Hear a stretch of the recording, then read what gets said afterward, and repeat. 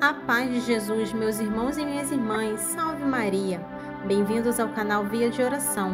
O Santo do Dia é uma resenha diária dos santos guardados na memória da Igreja. Eles são os verdadeiros discípulos de Nosso Senhor Jesus Cristo. As vidas desses homens e mulheres são a doutrina e os ensinamentos da Santa Igreja. 22 de junho, recordamos hoje os santos Papa Inocêncio V e os santos João Fischer e Thomas More, santos que fizeram a diferença no seu tempo. Vamos começar conhecendo a história do Papa Inocêncio V. Ele nasceu em Tarentaise, foi Papa de 21 de janeiro de 1276 a 22 de junho do mesmo ano. Membro da Ordem dos Pregadores, ele adquiriu uma reputação de pregador eficaz. Ele ocupou uma das duas cadeiras dominicanas da Universidade de Paris e foi fundamental para ajudar a elaborar o programa de estudo da Ordem. Em 1269, Pedro de Tarentaise foi provincial da província francesa de Dominicanos. Ele foi um colaborador próximo do Papa Gregório X, que o nomeou bispo de Ostia e o elevou ao cardeal em 1273. Vamos conhecer a sua breve história. Com a morte de Gregório em 1276, Pedro foi eleito Papa, tomando o nome de Inocêncio V. Ele morreu cerca de 5 meses depois, mas durante seu breve mandato facilitou a paz entre Gênova e o rei Carlos I da Sicília. Pedro de Tarentaise foi beatificado em 1898 pelo Papa Leão XIII. Ele nasceu por volta do ano de 1225. No início da vida, por volta de 1240, ele ingressou na Ordem Dominicana em seu convento de Lyon. No verão de 1255, ele foi transferido para o convento de São Jacques, em Paris. Essa mudança foi essencial para alguém que provavelmente estudaria na Universidade de Paris. Ele obteve o grau de mestre em teologia e rapidamente adquiriu grande fama como pregador. Entre 1259 e 1264, ele ocupou a cadeira dos franceses, uma das duas cadeiras, que se chama cátedras, atribuídas aos dominicanos. Pedro de Tarentaise foi elevado ao cardeal em 3 de junho de 1273, em um consistório realizado em Orvieto pelo Papa Gregório X, e nomeado bispo do subúrbio sede de Ostia. Ele participou do segundo concílio de Lyon. Durante o concílio, ele cantou a missa funeral e proferiu o sermão no funeral do cardeal Boaventura, bispo de Albano, morto em 15 de julho de 1274, e foi enterrado no mesmo dia na igreja dos franciscanos de Lyon. Após os 10 dias exigidos, os cardeais se reuniram na vigília de Santa Inês, que é 20 de janeiro, para ouvir a habitual missa do Espírito Santo. Havia 12 cardeais presentes. Na manhã seguinte, 21 de janeiro, o cardeal Petrus foi a escolha unânime dos eleitores na primeira votação. Pedro de Tarentaise foi o primeiro dominicano a se tornar papa. Ele escolheu o nome Pontífice de Inocêncio. Sua decisão seria coroada em Roma, que não via papa desde a partida de Gregório X, na terceira semana de junho de 1272. Em 7 de fevereiro, a cúria papal havia chegado a Viterbo. O rei Carlos de Nápoles foi até Viterbo para encontrar o novo Papa e acompanhá-lo até Roma. Em 22 de fevereiro de 1276, festa da cadeira de São Pedro, ele foi coroado na Basílica do Vaticano pelo cardeal Giovanni. A morte interveio. O Papa Inocêncio V morreu em Roma em 22 de junho de 1276, após um reinado de 5 meses, de 1 ou 2 dias. Ele foi enterrado na Arquibasílica de São João de Latrão, em uma magnífica tumba construída pelo rei Carlos. Infelizmente, a tumba foi destruída pelos 2 incêndios do século XIV na Basílica, em 1307 e 1361. Inocêncio V não havia criado novos cardeais e, portanto, o elenco de personagens no conclave de julho de 1276 era o mesmo de janeiro.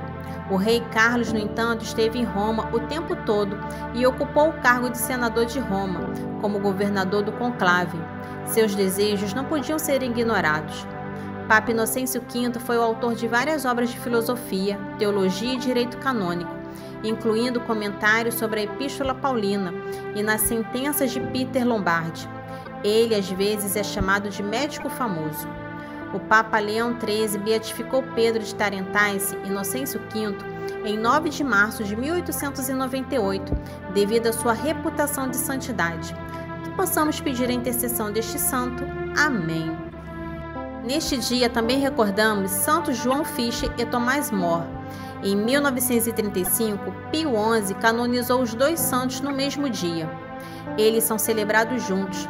Sofreram martírio pela coragem com que defenderam a fé e são dois grandes exemplos de fidelidade a Jesus. Opondo-se ao rei Henrique VIII, na controvérsia sobre o seu matrimônio e sobre o primado do romano pontífice, preferiram servir ao Rei Eterno, defender os valores cristãos de indissolubilidade do matrimônio, o respeito pelo matrimônio jurídico e a liberdade da Igreja em relação ao Estado, e assim foram encarcerados na Torre de Londres. Vamos conhecer mais da sua história. Tomás, nascido em Londres, na Inglaterra, no ano de 1478, o santo foi desde cedo educado na fé cristã. Logo cedo, a sua inteligência brilhante o fez ser notado e ele foi enviado à Universidade de Oxford, onde com 22 anos já era doutor e professor em Direito. Tomás pensou em tornar-se religioso. Era um frequentador dos franciscanos e, por um período, dos cartuchos também. Porém, sentiu que não era esse o seu caminho e trilhou a vocação matrimonial, com grande entrega, presença e devoção aos seus. Conhecido por uma personalidade muito simpática, pelo seu bom humor e por uma forte fé cristã, o santo tinha uma vocação específica nos meios da política, da literatura e do direito.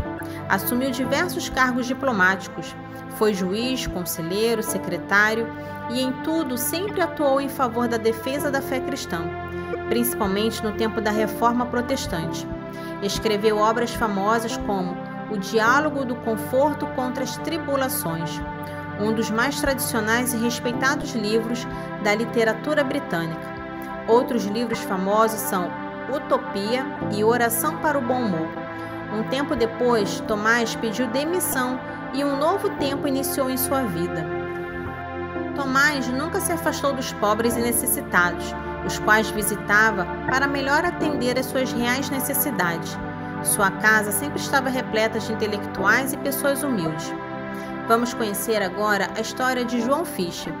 Nascido na Inglaterra no ano de 1469, órfão de pai, ainda pequeno aos 14 anos, era um aluno brilhante de inteligência extraordinária. Ingressou na famosa Universidade de Cambridge, onde recebeu o diploma de teologia e foi ordenado sacerdote.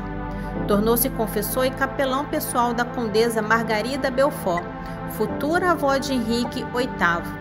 Atuou como vice-chanceler e chanceler em obras de estudo das línguas da Bíblia para aprofundamento nas Escrituras.